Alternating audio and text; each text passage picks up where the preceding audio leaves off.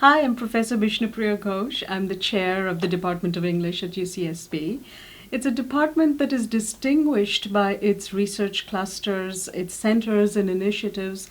These are basically collaborative research platforms in which undergraduates, graduate students, faculty get together and produce projects that are relevant to the practice of public humanities. And to build on the strength of that, instead of seeing these as sort of more atomized research enclaves, what really distinguishes us is the synergies between these.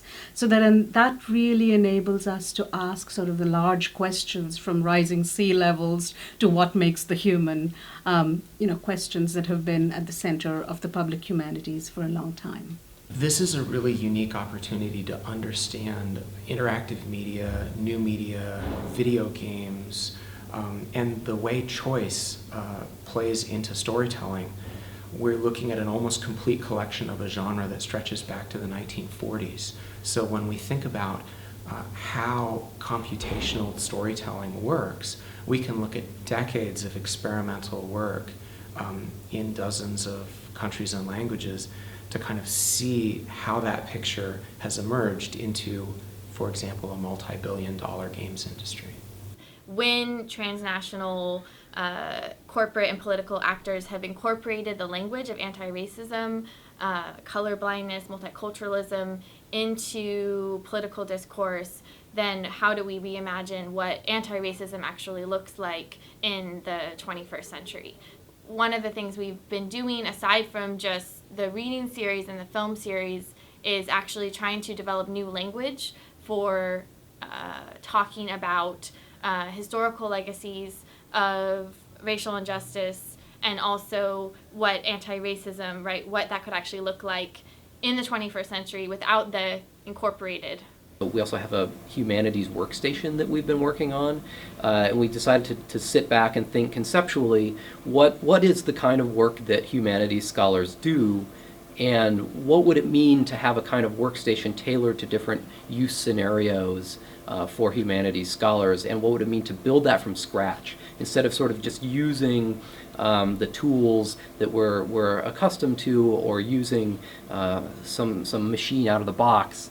What would it be like to create our own custom operating system? Comma's real strengths are investigating the intersection between literature and critical theory from the turn of the century all the way up to the present moment. So anyone who is interested in either Anglophone or American literature during that time period, or who is interested in critical theory, particularly materialism in the Marxist vein, would find Comma a particularly welcome site for their own research. EBBA, or the English Broadside Ballad Archive, is a digital archive that stores and makes available broadside ballads from roughly the 16th through 18th centuries. Broadside ballads are popular literature. The topics that they cover range from love to politics to crime to the sort of strange and marvelous creatures that people came across on ships. What really interests me about this center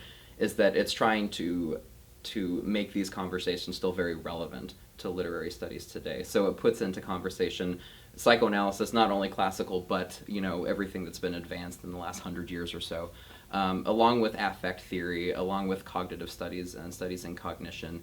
And most importantly, it's a center that brings together academics and clinicians to have these conversations. So it's both theoretical and applied, and that really opens up some interesting dialogues. ROSE is a web-based tool for humanities exploration and discovery. It's a bibliographic tool that's also allows users to explore bibliographic resources in the form of a social network. And if you only knew a little bit, for example, about William Shakespeare, you would go into the system, bring up Shakespeare's profile page, see all the plays that he wrote, but you would also see people like Francis Bacon who are connected to Shakespeare in some way. During this past academic year, we've been working on a project called Scanner Praxis. It's sort of a theoretical plus hardware project, and its primary goal is to make this process of digitization visible, to interrogate it, to investigate it, and to participate in it. Every year there's a medieval grad student conference. And this year, the organizers really went above and beyond and took it from being just sort of a day-long affair with a few grad students from UCSB presenting papers and turned it into a 2-day event with scholars not just from all over California and not just from all over the country, but we had scholars visiting from the UK. We had a really phenomenal keynote speech from Professor Stephen Justice at Berkeley. And we also had performances, actually, by a theater troupe from a college in West Virginia putting on a few French farces as translated by Jodie Enders, who's a professor in the French department here. Mary, Mother of God!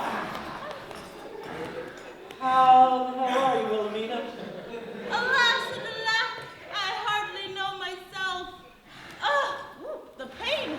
The suffering. Early on in my graduate career, I was a little bit afraid of what I'd been told was sort of the isolation that a graduate student would experience in pursuing his or her own research, and the Ballad Project seemed like the antithesis of that, and I was right. It really is a place where, everything that happens is collaborative.